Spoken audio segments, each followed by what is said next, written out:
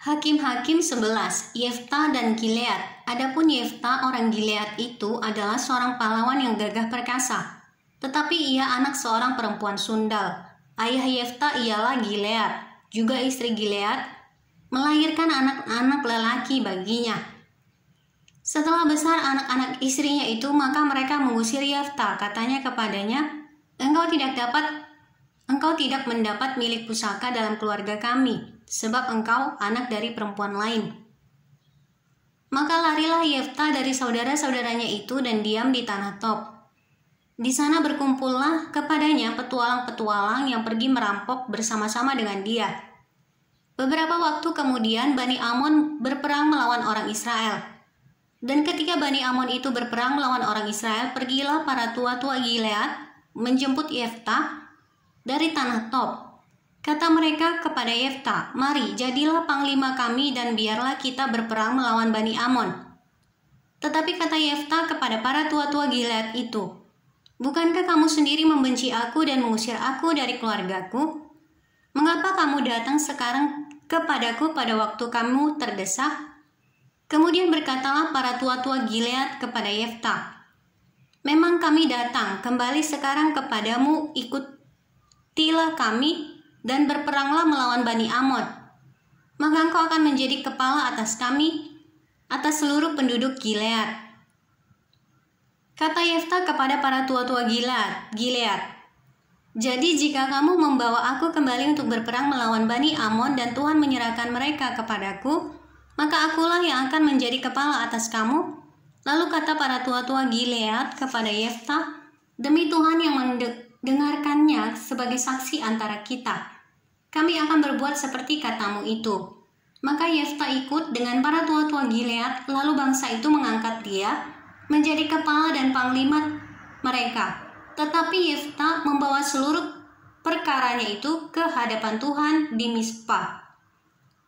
Yefta dan Bani Amon. Kemudian Yefta mengirim utusan kepada Raja Bani Amon dengan pesan, Apakah urusanmu dengan aku sehingga engkau mendatangi aku untuk memerangi negeriku? Jawab Raja Bani Amon kepada utusan Yefta, Orang Israel ketika berjalan keluar dari Mesir telah merampas tanahku dari sungai Arnon sampai ke sungai Yabok dan sampai ke sungai Yordan. Maka sekarang kembalikanlah semuanya itu dengan jalan damai.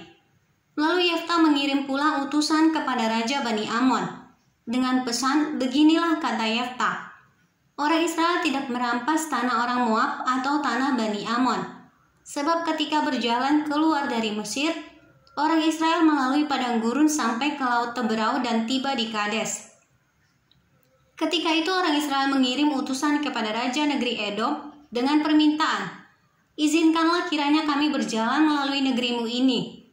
Tetapi Raja negeri Edom tidak mau mendengar. Mereka mengirim juga utusan kepada Raja negeri Moab.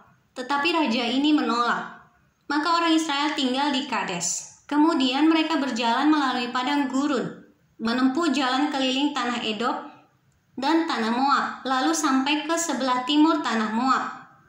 Maka berkemahlah mereka di seberang sungai Arnon, dengan tidak masuk daerah Moab, sebab sungai Arnon itulah batas daerah Moab. Lalu orang Israel mengirim utusan kepada Sihon, raja orang Amori, raja di Hesibon.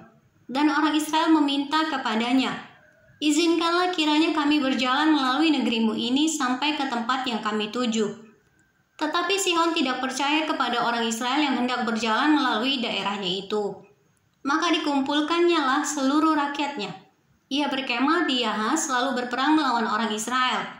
Tetapi Tuhan Allah Israel menyerahkan Sihon dengan seluruh rakyatnya ke dalam tangan orang Israel, dan mereka dikalahkan sehingga orang Israel menduduki seluruh negeri kepunyaan orang Amori penduduk negeri itu.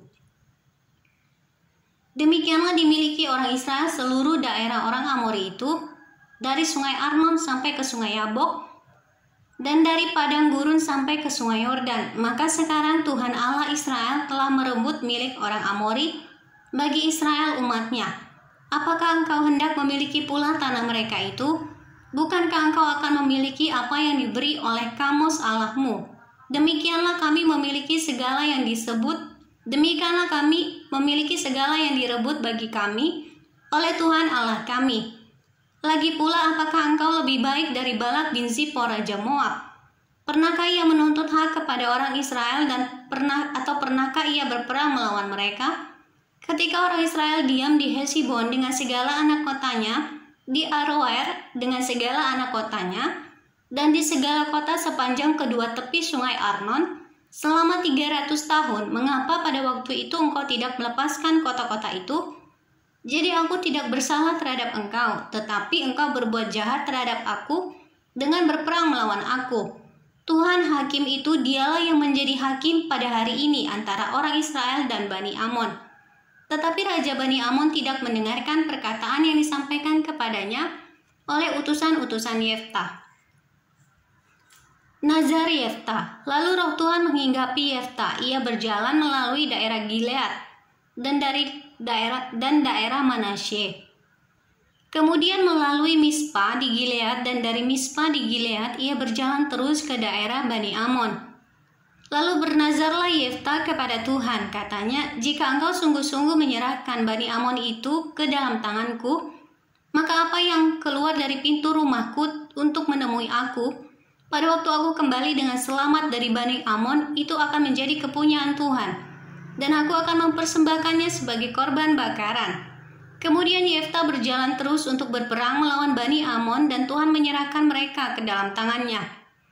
Ia menimbulkan kekalahan yang amat besar di antara mereka, mulai dari Aroer sampai dekat Minim, 20 kota banyaknya, dan sampai ke Abel Keramim, sehingga Bani Amon itu ditundukkan di depan orang Israel.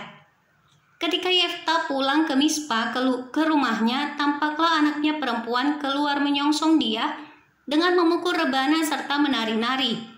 Dialah anaknya yang tunggal, selain dari dia tidak ada anaknya laki-laki atau perempuan. Demi dilihatnya dia, dikoyakannya lah bajunya sambil berkata, "Ah anakku, engkau membuat hatiku hancur luluh, dan engkaulah yang mencelakakan aku. Aku telah membuka mulutku bernazar kepada Tuhan, dan tidak dapat aku mundur." Tetapi jawabnya kepadanya, "Bapa, jika engkau telah membuka mulutmu bernazar kepada Tuhan, maka perbuatlah kepadaku sesuai dengan nazar yang kau ucapkan itu. Karena Tuhan telah mengadakan bagimu pembalasan terhadap musuhmu, yakni Bani Amon itu." Lagi katanya kepada ayahnya, "Hanya izinkanlah aku melakukan hal ini. Berilah keluasan kepadaku 2 bulan lamanya, supaya aku pergi mengembara ke pegunungan dan menangisi kegadisanku bersama-sama dengan teman-temanku." Jawab Yeftah, "Pergilah," dan ia membiarkan dia pergi 2 bulan lamanya. Maka pergilah gadis itu bersama-sama dengan teman-temannya menangisi kegadisannya di pegunungan. Setelah lewat 2 bulan itu, kembalilah ia kepada ayahnya, dan ayahnya melakukan kepadanya apa yang telah dinazarkannya itu. Jadi gadis itu tidak pernah kenal laki-laki, dan telah menjadi adat di Israel bahwa dari tahun ke tahun anak-anak perempuan orang Israel selama 4 hari setahun meratapi anak perempuan Yeftah orang Gilead itu.